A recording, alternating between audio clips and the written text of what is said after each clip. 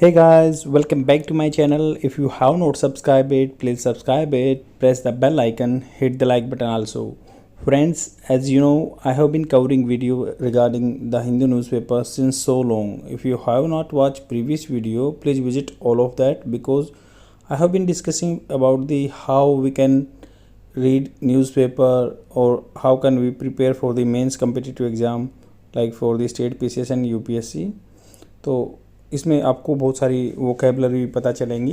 This is the continuous process and you have to do on the daily basis, then only you will able to get good results. Then without further ado, let's get started. Today we will talk about the women issue. Means there is a new concept in the parliament about the Nari Shakti or Nari Adalat.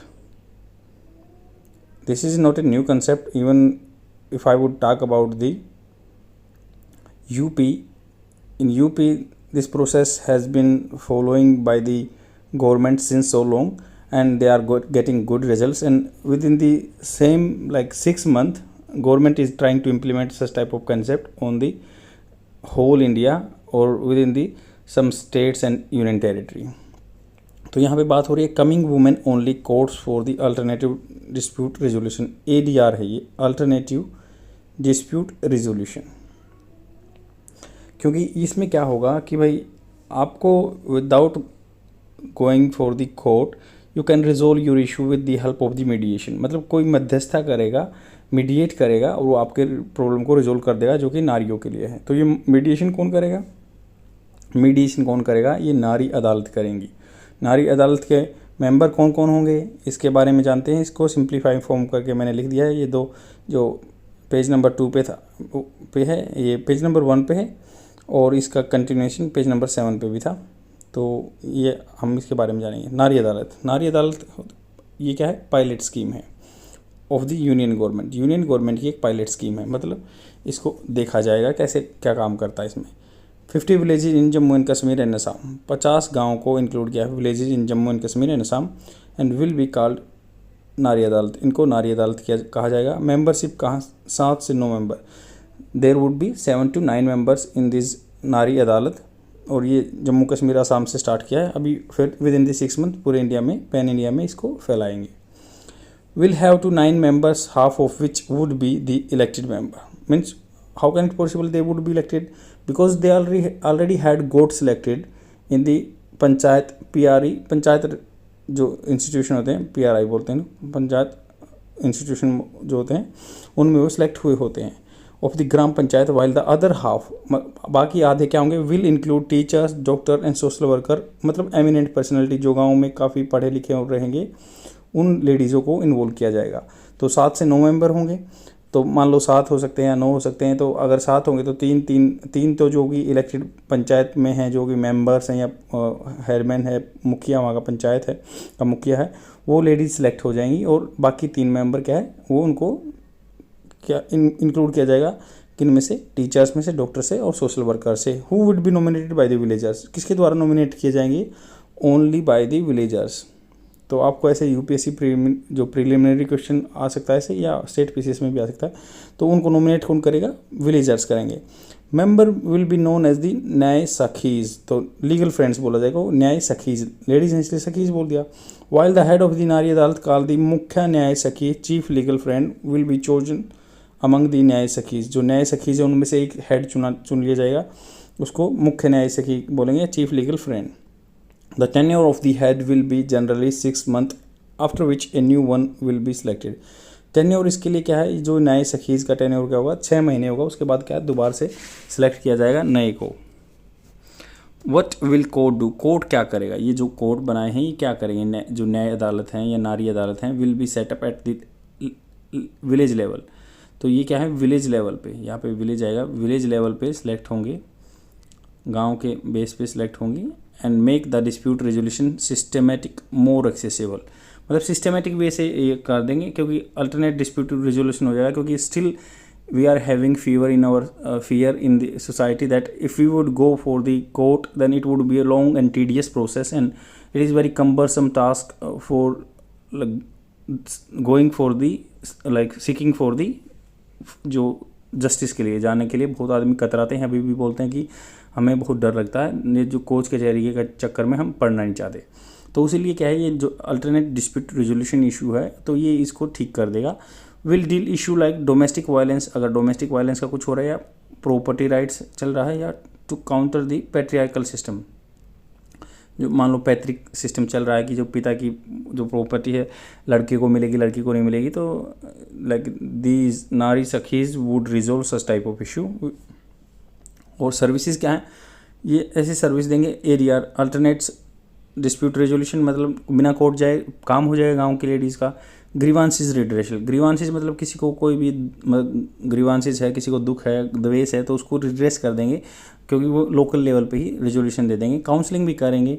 Evidence based decision making, तो evidence जो भी गांव में, क्योंकि गांव की ladies हैं तो automatically they will collect all the evidence with the help of the villagers only, वो जल्दी से कलेक्ट कर लेंगे और वो डिसीजन ले लेंगे।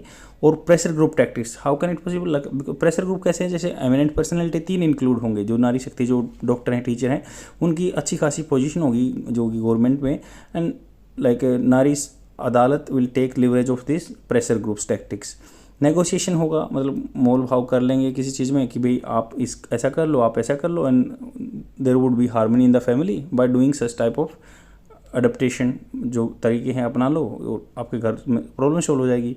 मीडिएशन एंड रिकन्सिलिएशन, मीडिएशन तो करेंगे ही, मध्यस्थता करेंगे। रिकन्सिलिएशन मतलब दोबारा से चीज़ों को रोल में ले आएंगे विद म्यूचुअल कंसेंट, दोनों पार्टियों का सहमति रहेगी। For accessible and affordable justice, accessible है कोई भी जा सकता है, क्योंकि कोर्ट में तो लीगल प्रोसीडिंग्स के लिए we have to hire a lawyer and that would be very like extra खर्चा हो जाएगा, जिससे कि उन पे लेडीज़ पे बर्डन पड़ेगा, तो उसका ये अल्टरनेट डिस्प्यूट रेजोल्यूशन हो जाएगा। अफोर्डेबल जस्टिस हो जाएगा। Will act as a pressure group by leveraging the potential of themselves as adviser and leaders within their communities. तो प्रेशर ग्रुप ऑटोमेटिकली है कि अगर डॉक्टर टीचर वो जो गांव में अच्छे खासे पढ़े लिखे हैं तो वो एक प्रेशर ग्रुप के तौर पर काम करेंगे। आदमी डरेंगे भी उनसे कि भाई जो जैसे ह्यूमन वायलेंस का या डोमेस्टिक वायलेंस का इशू चल रहा है तो उसको रिजॉल्व करेंगे, और ये प्रेशर ग्रुप का काम करेगा।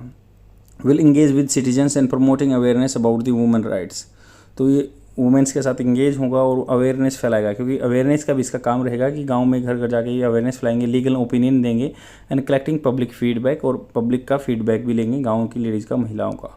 Will also raise awareness of the government, awareness फैलाएगा गवर्नमेंट स्कीम्स की, जो कि नई नई स्कीम्स आ रही हैं। लीगल राइट बताएगा लेडीज़ को कि आपके लीगल राइट्स क्या हैं। इंटाइटलमेंट ऑफ द वुमेन बताएगा क्या क्या किस चीज़ के आप हकदार हैं। And more about this courts, इस कोर्ट्स के बारे में और जानते हैं। This scheme will run by the ministry of women and child development. देखो ये क्या है, जो स्कीम है ministry of women and child development के द्वारा इम्प्लीमेंट की जाएगी, रन की जाएगी, एंड अंडर दी संबल सब स्कीम, तो संबल सब स्कीम ऑफ मिशन शक्ति। तो ये मैं बताना चाहूँगा कि ये संबल सब स्कीम ऑफ मिशन शक्ति क्या है। देखो हम एक कंसेप्ट लेके आए थे कि 8 मार्च 2021 को जो वुमेन डे होता है उसमें बताया गया था कि भाई मिशन शक्ति एक मिशन आया था, मिशन शक्ति एक मिशन आया था। तो मिशन शक्ति के अंदर कई कंपोनेंट थे, अकेला एक साइलो में काम नहीं करता, ये सब चीज़ों के मतलब अमालगमेशन है कई चीज़ों का, ये वो है अम्ब्रेला स्कीम है ये।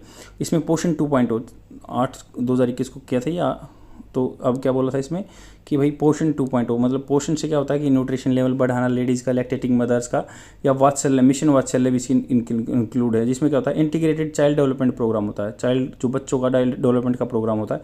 और थर्ड कंपोनेंट था इसका शक्ति। तो मिशन शक्ति के अंदर भी कुछ अलग अलग कंपोनेंट थे। मिशन शक्ति के कंपोनेंट थे संबल और सामर्थ्य। संबल और सामर्थ्य 2 कंपोनेंट थे। इसमें संबल क्या था, वो एक संबल में क्या था, वन स्टॉप सेंटर था, वुमेन हेल्पलाइन थी, किसी भी चीज़ को लेके कोई भी इशू हो। तो उज्ज्वला थी, उज्ज्वला ये जो सिलेंडर वाली नहीं है, ये बस वो है कि वुमेन को स्ट्रेंथन करना, उज्ज्वला स्कीम। एंड जो वर्किंग वूमन हाउस होल्ड में होगी तो इसके स्कीम के अंदर संबल के सम वो इंक्लूड थी। अगर सामर्थ्य की बात करेंगे तो इसमें कौन सी स्कीम थी, मातृत्व वंदन योजना, बेटी बचाओ बेटी पढ़ाओ, ये कंपोनेंट इसके थे। तो आपको याद रखना है, ये आपका प्रीलिमिनरी क्वेश्चन भी बन सकता है। और वापस अब चलते हैं कि भाई ये जो मिशन शक्ति है, मिशन शक्ति क्या करेगा, स्ट्रेंथ करेगा। और ये मिशन शक्ति वुमेन एंड चाइल्ड डेवलपमेंट का है अंडर दी संबल सब स्कीम, संबल सब स्कीम के अंदर आएगा ये of mission Shakti, which is dedicated to strengthen women safety and security and empowerment.